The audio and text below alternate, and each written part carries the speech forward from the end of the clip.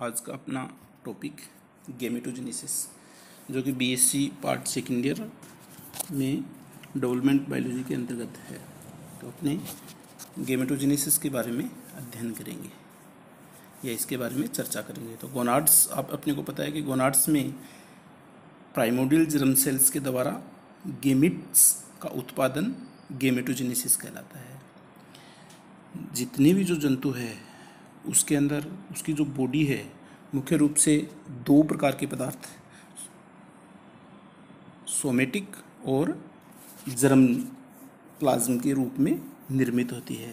तो भ्रूणीय परिवर्तन के दौरान अपने को पता होता है कि इस चीज़ के अंदर कि जो जर्म सेल्स हैं वो पर्टिकुलर जो गोनाड्स पार्ट है वहाँ पर जाकर कलेक्ट होती है और आगे चल के जनन क्रियाओं के संबंध में उसमें भाग लेती है। और जो सोमेटिक सेल्स होती है वो सारी की सारी अपनी जो कायिक कोशिका या जो सोमेटिक है वो बॉडी की ग्रोथ के अंदर अपना योगदान करती है।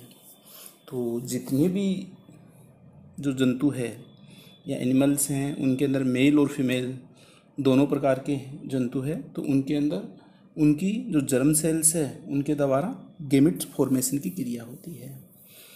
तो मेल के अंदर टेस्टिस और फीमेल के अंदर ओवरी मुख्य जो गोनाड्स के ऑर्गन्स हैं। तो इसकी स्ट्रक्चर के अंदर जैसे अपन पर्टिकुलर स्पर्मेटोजेनेसिस की बात करें तो स्पर्मेटोजेनेसिस अपने को पता है कि बॉडी के अंदर टेस्टिस होती है और टेस्टिस के अंदर क्या सेमिनिफेरस ट्यूब्स होती है। सेमिनिफेरस ट्यूब्स की जो जर्म एपिथेलियम है वो प्राइमोर्डियल जर्म सेल्स का निर्माण करती है और वो प्राइमोर्डियल जर्म सेल्स है वो स्पर्म के रूप में परिवर्तित होती है। तो ये जो पूरा घटनाक्रम है यही क्या कहलाता है, स्पर्मेटोजेनेसिस कहलाता है। इसी तरह से ओवरी के अंदर उसकी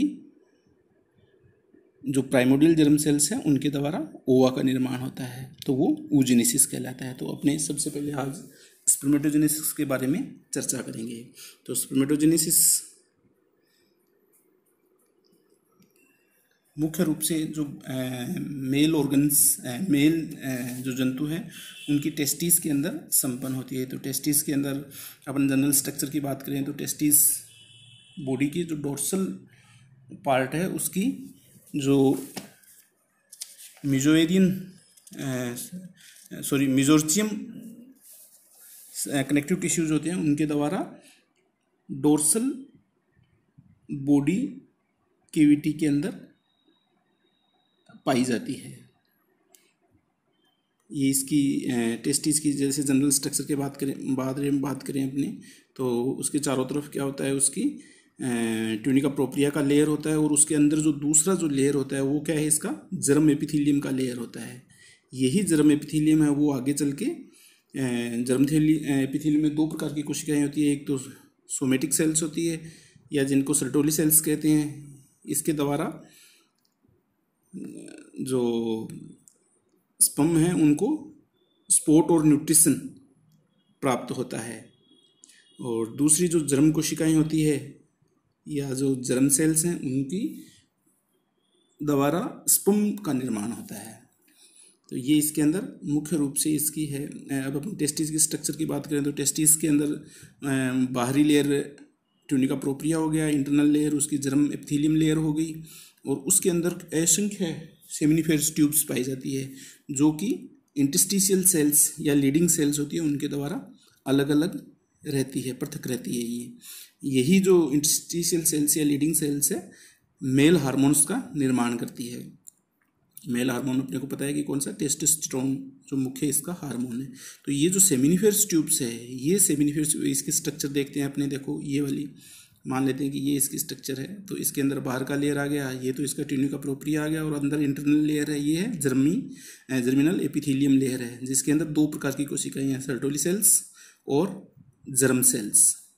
यही जर्म सेल्स आगे विभाजित होकर स्पर्मेटिड और फिर स्पर्म का निर्माण करती है।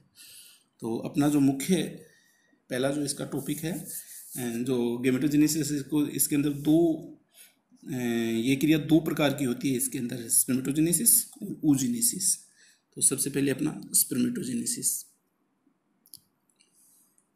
स्पर्मेटोजेनेसिस की जो क्रिया है या जो स्पर्मेटोजेनेसिस की घटना है वो स्पर्म के अंदर सेमिनिफेरस ट्यूब्स की प्राइमोर्डियल जर्म सेल्स के द्वारा स्पर्म निर्माण की क्रिया है वो स्पर्मेटोजेनेसिस कहलाती है। और जो स्पर्मेटोजेनेसिस की क्रिया है वो दो अवस्थाओं के अंदर या दो फेज के अंदर विभाजित होती है। पहला इसका स्पर्मेटोसाइटोजेनेसिस, प्रथम अवस्था इसकी स्पर्मेटोसाइटोजेनेसिस, और दूसरी स्पर्मियोजेनेसिस। स्पर्मेटोसाइटोजेनेसिस वो क्या है, पीजीसी से स्पर्मेटिड का निर्माण, ये जो घटना है वो क्या कहलाती है, स्पर्मेटोसाइटोजेनेसिस। और दूसरी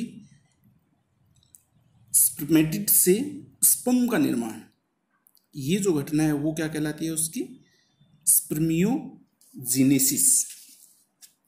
तो सबसे पहले अपने स्पर्मेटोसाइटोजेनेसिस यानी पीजीसी से स्पर्मेटिड का निर्माण, इसको अपने देखते हैं तो इसको मुख्य रूप से तीन अवस्थाओं के अंदर विभाजित किया जाता है।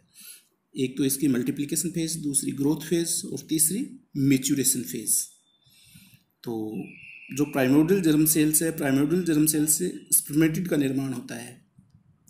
इसके अंदर देखो ये डायग्राम अपने देख रहे हैं तो पीजीसी जो प्राइमोर्डियल जर्म सेल्स है वो सारी की सारी जो जर्मिनल एपिथेलियम है, जर्मिनल एपिथेलियम से ये कोशिकाएं आगे विभाजित होती है। तो इसमें क्या लगातार विभाजन होता है, मल्टीक्लिपेशन यानी बहुविखंडन की घटना है।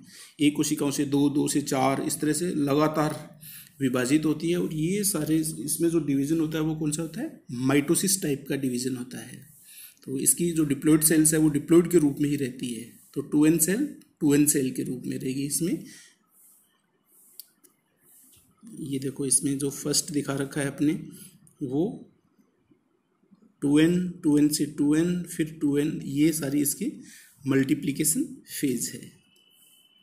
तो ऐसा माना जाता है कि मैमल्स के अंदर जो ये डिवीज़न है वो लगभग 7 बार होता है। तो इतनी असंख्य कोशिकाएं निर्मित होती है।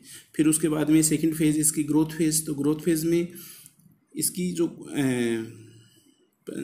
अपनी फर्स्ट अवस्था मल्टीप्लिकेशन फेज है उसमें जो विभाजित होकर जो स्पर्मेटोगोनिया का निर्माण होता है, ये स्पर्मेटोगोनिया आगे चल के लगभग अपने आकार से डबल हो जाता है और डबल होकर आकार में वृद्धि करता है। और वृद्धि करने के बाद में इसमें कई तरह के मटेरियल सिंथेसिस की घटनाएं सारी होती है जो अपने आप को रिकवर कर लेती है, जिसके अंदर इसका साइटोप्लाज्मिक और न्यूक्लियल मटेरियल है वो पूरी तरह से इसके अंदर बनता है। ऐसा मान लेते हैं ग्रोथ फेज के अंदर केंद्रक और कोशिका आकार में वृद्धि करके बड़ी हो जाती है। तो ये इसकी फिर प्राइमरी स्पर्मेटोसाइट कहलाती है। फिर प्राइमरी स्पर्मेटोसाइट है वो इसकी तीसरी अवस्था मैच्योरेशन फेज है। तो जो ग्रोथ फेज के अंदर प्राइमरी स्पर्मेटोसाइट है उसके अंदर फर्स्ट रिडक्शन डिवीजन होता है जो कि अर्धसूत्री विभाजन प्रकार का होता है। फर्स्ट रिडक्शन डिवीजन जो कि मियोसिस या अर्धसूत्री विभाजन टाइप का होता है ये। तो इसमें डिप्लॉइड सेल्स है वो हैप्लॉइड सेल में कन्वर्ट हो जाती है। तो क्रोमोसोम की संख्या आधी रह जाती है। फिर इसके बाद में ये जो डिप्लॉइड से हैप्लॉइड जो स्पर्मेटोसाइट्स बनते हैं वो सेकेंडरी स्पर्मेटोसाइट कहलाते हैं। फिर सेकेंडरी स्पर्मेटोसाइट में सेकेंड रिडक्शन डिवीजन होता है। सेकेंड रिडक्शन ये माइटोटिक टाइप का होता है और ये n से फिर n। तो एक प्राइमरी स्पर्मेटोसाइट से 4 सेकेंडरी स्पर्मेटोसाइट का निर्माण हो जाता है।